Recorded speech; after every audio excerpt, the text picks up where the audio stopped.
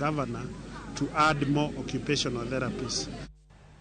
Kambi mar Directline Insurance ochako okumba moro mageto jopiny ma yudore ong'ala mopogore opogore mag ngima. Kambino oyango ni okumba no ma idendo ni Beyond Moto dhi konyo kastembegi e yore mopogore opogore mag ngima kaachiel gi konyo ting'o malo ohala mekgi. Directline en kambi mamiyo jopiny okumba mopogore opogore pacho kae.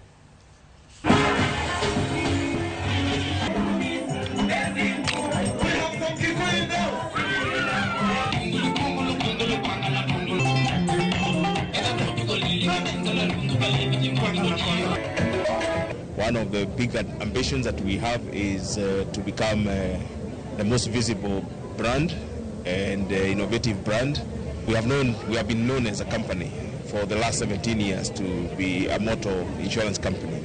But last year we got a license to do non-motor business, and this is part of the initiatives that we are driving to showcase to the rest of the country, to Kenyans, our offerings, the full product suite for the non-motor.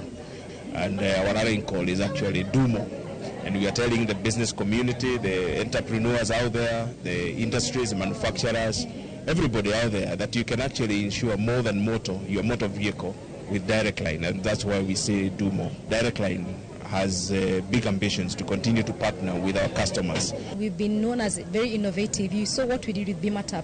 BimaTap was a disruption in the market. We made insurance very, very easy to buy, very easy to access. And I think this is another step change towards making sure that everybody sees insurance as a product that is easy to consume.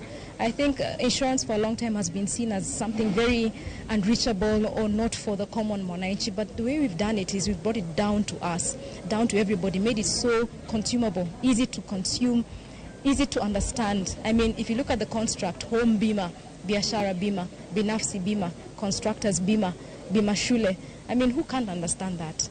The cost is a reflection of everyday Kenya.